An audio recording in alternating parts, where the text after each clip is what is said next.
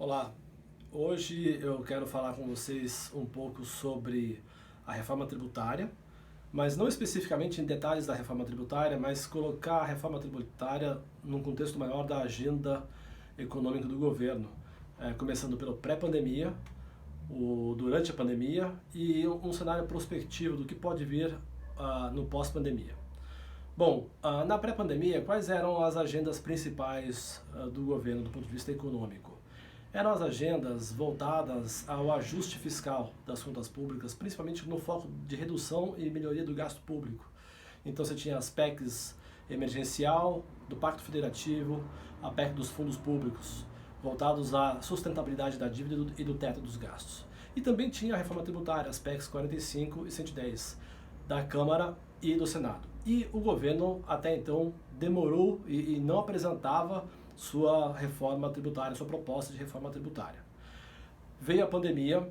e o que a gente percebe é uma certa reorientação do que é prioritário na agenda econômica, onde a reforma tributária passa a ter uma prioridade maior, né? Não apenas as PECs 45 e 110 ganhando corpo e continuando, ainda que com alguns tropeços, seu avanço legislativo, mas finalmente o governo apresentando sua proposta de uma criação de um imposto sobre valor agregado, um IVA apenas federal, um IVA focado na unificação do PIS e COFINS. E essa agenda tributária, ela ganhou força, enquanto as agendas voltadas a controle dos gastos meio que sumiram, né? Por enquanto da agenda, até porque em meio à pandemia o que se tem colocado é a necessidade de mais governo, mais gasto público e mais proteção social. E nesse sentido, uma reforma tributária, ainda que o governo diga que não vai aumentar a carga tributária, e sim de simplificar e otimizar o sistema tributário, também implica alguma melhoria da equidade do sistema, tornando o sistema mais justo, reduzindo encargos sobre alguns setores que hoje pagam demais, em alguns setores que pagam de menos, e até do ponto de vista do consumidor, né? E ela casa, então, portanto, com essa agenda de uma proteção social maior, mais equidade e redução de desigualdades. Mas olhando para frente, do ponto de vista prospectivo, a pergunta que fica é como equacionar um problema fiscal grandioso que já tínhamos na pré-pandemia com a saída da pandemia, onde o Brasil, se já era dentre os emergentes relevantes o mais endividado, ficará ainda mais endividado, até porque as medidas que o governo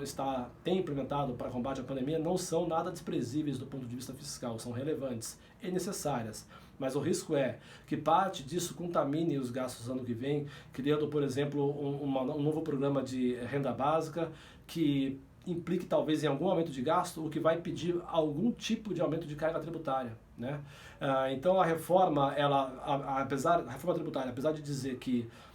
o governo dizer que não tem enfoque em aumento de carga, é muito difícil pensar em como compatibilizar essas agendas de mais gasto, mais governo, com uma reforma tributária que mexe com o sistema onde haverá perdedores, ganhadores, uma briga entre União, Estados, municípios e diversos setores da economia, o que mostra que a agenda para aprovação da reforma não é nada fácil, é um grande desafio aprovar uma reforma tributária. E o outro desafio é como financiar esses gastos maiores, mesmo no pós-pandemia, que demandará mais proteção governamental, né? Então esse é o desafio que se coloca, não apenas a reforma tributária em si, que em si já é uma reforma que mexe na distribuição de benefícios tributários e assim por diante, de carga, assim como o desafio de garantir proteção social, garantir um gasto mínimo, mas também equacionar isso com a tendência de descontrole da dívida pública.